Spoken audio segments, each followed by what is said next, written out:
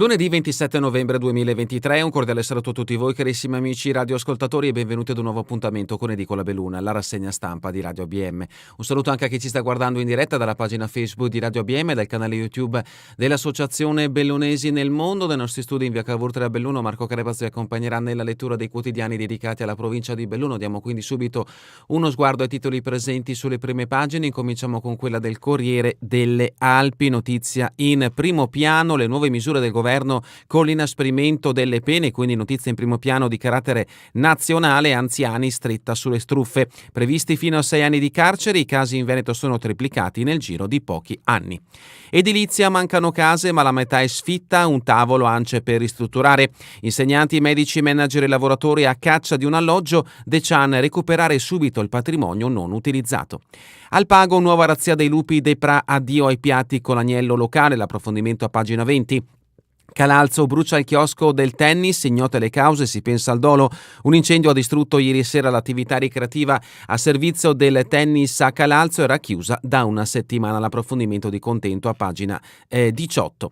La foto di copertina, sempre notizia di carattere nazionale, Arnaldi vince il primo singolare contro l'Australia, l'Alto Atesino mette la firma, festa dopo 47 anni. Sinner è un fenomeno, l'Italia vince la Coppa Davis.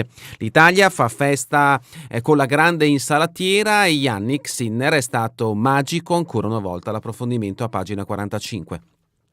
Un richiamo anche per quanto riguarda il calvario di Giulia Cecchettin, no della famiglia Cecchettin, sarà battaglia sulla perizia psichiatrica per Turetta, se sarà disposta la perizia psichiatrica ci muoveremo di conseguenza, non staremo a guardare, dice Stefano Tigani, avvocato della famiglia Cecchettin. L'uomo è stato arrestato, altra notizia che ci porta a Vigonovo, ancora violenza a Vigonovo, donna aggredita ma si salva, un'aggressione in strada a una donna a Vigonovo proprio nel paese di Giulia, questa volta intervengono però dei testimoni adolescenti e lei si salva. La stagione invernale in provincia di Belluno, lo sci ai cancelletti di partenza, le temperature sono precipitate, i cannoni hanno cominciato a sparare a sprombattuto, a meno di imprevisti cambi di rotta del meteo, nel prossimo settimana apriranno nuovi comprensori dal Cinque Torri ad Alleghe fino a Falcade e San Pellegrino. Noi siamo pronti con la seggiovia e le piste delle Cinque Torri, pare che lo sia anche la parte alta del Faloria, anticipa Marco Zardini, presidente del Cortina Ski World. Questa dunque è la prima pagina del Corriere delle Alpi, passiamo adesso alla prima pagina del Gazzettino di Belluno, in questo caso la notizia messa in primo piano è questa: donne nelle regole, statuti legali, parità di genere, da Campolongo un appello a eliminare tutte le barriere, De Bernardin basta discriminazioni. In questi giorni di discussione sulla cultura patriarcale in Italia non possiamo tacere di fronte al cancro del maschilismo che permane all'interno delle regole del Comelico e di Cortina d'Ampezzo. A sollevare la questione della esclusione delle donne dalle comunioni familiari montane il presidente del comitato di controllo della regola di Campolongo, Michele De Bernardin. La regola a cui appartengo, dice, è stata la prima in Comelico a inserire nello statuto dopo la secolare esclusione anche le donne, ma se una donna si sposa perde la titolarità regoliera. Una vergogna, rimarca, e nonostante io abbia richiamato gli amministratori a far uscire lo statuto dalla illegalità non si riesce a modificare le norme perché in assemblea generale non si raggiunge mai il numero per la modifica dello statuto. L'approfondimento di Eicher Clere a pagina 3. La foto di copertina ci porta a Longarone, Bottaccine e Padrina rassicurano chi teme il declino. La MIG riparte, il futuro è nostro. Primo giorno alla Fiera del Gelato, resterà capitale. L'approfondimento di Fontanive a pagina 2. Borca, villaggio Eni tutelato dal Ministero, l'approfondimento di Toscania a pagina 8. Borgo Valbelluna rientra a casa e trova il ladro che sta fuggendo. L'approfondimento di Bonetti a pagina 2.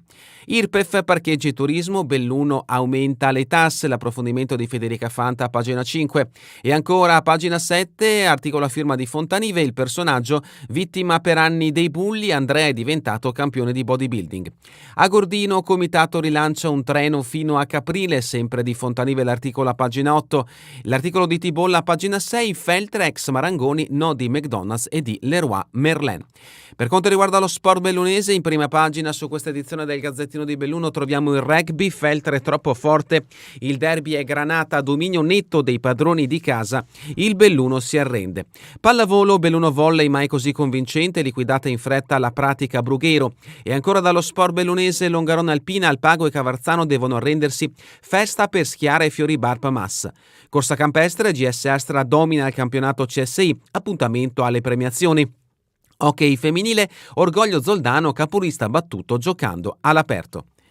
Questa dunque è la prima pagina del Gazzettino di Belluno. Passiamo adesso al suo interno. La notizia principale ci porta a Longarone Fiere, MIG resta capitale, la regione ci crede. Le rassicurazioni dell'assessore regionale Bottaccina Longarone all'inaugurazione della Fiera del Gelato, la prima senza pubblico. Fino a mercoledì premi, concorsi e convegni con tanti ospiti. Ieri c'era lo chef Vissani che ha ricordato il suo gusto al porro. Il mondo del gelato italiano ed estero si dà appuntamento alla MIG, che oggi più che mai guarda oltre all'insegna slogan "Il futuro è adesso". Nel quartiere fieristico di Longarone Fiere si è alzato ieri il sipario sulla 63esima mostra internazionale del gelato artigianale. Fino a mercoledì 29 novembre la fiera sarà una agorà di incontro tra aziende del settore, italiane e internazionali, perché il gelato non è più solo uno snack o il cono da passeggio, ma è ormai diventato a pieno titolo piatto da alta cucina, abbinamento perfetto per altre pietanze, ma che guarda anche alla scienza e alla salute. Dobbiamo potenziare l'ente, presto la nuova governance, investimenti e innovazione. Nelle parole dei due presidenti D'Alfarra e Padrene, rispettivamente presidente di Longarone Fiere e della provincia di Belluno, nonché sindaco del comune di Longarone, le difficoltà dopo la pandemia e le nuove sfide. E in questa pagina troviamo anche un'altra notizia di cronaca. Torna e trova il ladro in casa, mi è scappato per un pelo. Nuovo raid di furti ieri sera dopo quello avvenuto a Cavarzano, prese di mira le abitazioni della Valbelluna. La cultura patriarcale nelle regole ora basta. Lo sfogo del presidente del comitato di controllo del sodalizio di Campolongo, il cancro del maschilismo è qui tra noi. Non è garantita la parità dei sessi. L'appello di De Bernardin, la regione intervenga, la legge non si può ignorare. Questo è l'appello di Michele De Bernardin, presidente del comitato di controllo delle regole del Campolongo, che vediamo in questo scatto. L'evento Una sedia rossa in campo, giochiamo contro la violenza, notizia che in questo caso ci porta a Ponte nelle Alpi e sempre nel ricordo di Giulia, anche per l'ordine dei medici chirurghi e odontoiatri della provincia di Belluno esprime il proprio incondizionato appoggio agli appelli contro la violenza sulle donne, intensificatisi in questi giorni a seguito dell'efferato omicidio della giovane Giulia Cecchettin, alla cui famiglia offriamo le nostre più sentite e commosse condoglianze. Siamo a pagina 5, notizie che interessano il capoluogo bellunese. Manovra in consiglio, arriva la mini stangata, nuove aliquote IRPEF in rialzo per i redditi medi che vanno da 28 a 50.000 euro, poi riviste le tariffe edilizia ferma dal 2008, in aumento anche la tassa di soggiorno e le tariffe per la sosta. Oggi i dettagli saranno illustrati in una conferenza stampa. E in merito alla sicurezza del capoluogo, pistola elettrica ai vigili, l'avevamo promesso, l'assessora Damiano spiega le nuove regole che andranno al voto mercoledì, agli agenti anche spray urticante. La cerimonia organista Carabinieri in Duomo per la celebrazione della patrona, chiesa gremita per la festa dell'arma con tanti militari, ed ecco uno scatto per chi ci sta guardando da Facebook o YouTube. Notizia da Feltre, a pagina 6, ex Marangoni si lavora a rilancio per l'area dove un tempo c'era lo stabilimento produttivo degli pneumatici ricoperti, si stanno cercando soluzioni, sopralluogo di Leroy Merlin e McDonald's che per ora non sembrano intenzionati a usufruire dei capannoni. Arsie Virgo Fidelis, l'arma in festa, omaggio a Bruno Montibeller. Feltre Paglio 15 ducati, siamo già al lavoro per la 45esima edizione. Malore in stazione, siamo sempre a Feltre, paura ieri mattina dopo le 11 quando una 42enne feltrina si è sentita male alla stazione dei treni, immediato l'allarme e l'intervento dei mezzi di soccorso arrivati dal vicino ospedale Santa Maria del Prato. Erano le 11.08 quando è arrivata l'ambulanza dal pronto soccorso con il personale sanitario che ha portato le prime cure alla donna che piano piano si è ripresa. Poi la corsa all'ospedale con un codice di media gravità. Non è l'unico malore registrato ieri, un altro allarme a Pieve di Cadore dove è stata soccorsa un 85enne che si era sentita male nella sua abitazione privata. L'intervista Limana, io per anni vittima dei bulli, ora campione di bodybuilding. Andrea Sacco Taz, feltrino, ha il miglior fisico d'Europa, lo ha deciso la giuria di una gara svoltasi ad Onda, ed ecco un primo piano di Andrea Sacco Taz. L'intervista, l'approfondimento di Claudio Fontanive vi aspetta a pagina 7. La Valle Agordina dopo 3 anni torna sotto Altamer, confronto su sport, scienza e motori. Ancora a Borgo Valbelluna nasce il comitato per raccogliere le istanze dei cittadini. Dopo il tour delle frazioni, i consiglieri di minoranza non si fermano nell'ascolto. Borca di Cadore, villaggio Eni tutelato dal Ministero. Il governo ora ha avviato il procedimento per dichiarare di interesse culturale l'opera degli architetti Gellner e Scarpa. Il sindaco Bortolo Sala: bene la tutela, ma noi insistiamo ancora perché venga utilizzato per le Olimpiadi del 2026. Cortina, all'Istituto Alberghiero i sentieri d'autunno tornano con successo. Il preside Paolo Lamon: finché abbiamo giovani così possiamo sperare in un buon futuro. Agordo, treno delle Dolomiti, non c'è più tempo da perdere. L'appello dall'incontro sul progetto Agordino, una cabina di regia per raccogliere elementi da portare alle istituzioni. Passiamo adesso allo sport bellunese. La Spes Arena fa rumore, il Belluno impiega meno di un'ora e mezza per avere ragione del Brugheiro, un facile 3-0 per risalire fino al quinto posto. In 500 al Palasport per far sentire il consueto sostegno alla squadra e per manifestare a voce alta solidarietà alle donne. Biathlon Vitozzi, trionfo per 11, Lisa sale per la quinta volta sul podio della specialità, quarta vittoria in carriera nella gara d'esordio della CDM. Nel fondo Davide Grazia 19esimo e Barp 29esimo nella 20 km. Sci alpinismo De Silvestro Boscacci 16esimi in coppia. Rugby, le mani del Feltre sul derby dolomitico, non c'è storia tra i Granata di Bergamo e i giallo-blu di Tomasella. I padroni di casa impongono il loro ritmo sin dalle prime battute, leggero calo solo nella ripresa. 32-12 il risultato finale tra Feltre e Belluno. Ciclismo, la Pro Lara Vieceli lascia l'agonismo, l'annuncio sabato sera durante la cena sociale del pedale feltrino in cui sono stati premiati i campioni del sodalizio, presieduto da Ivan Piol.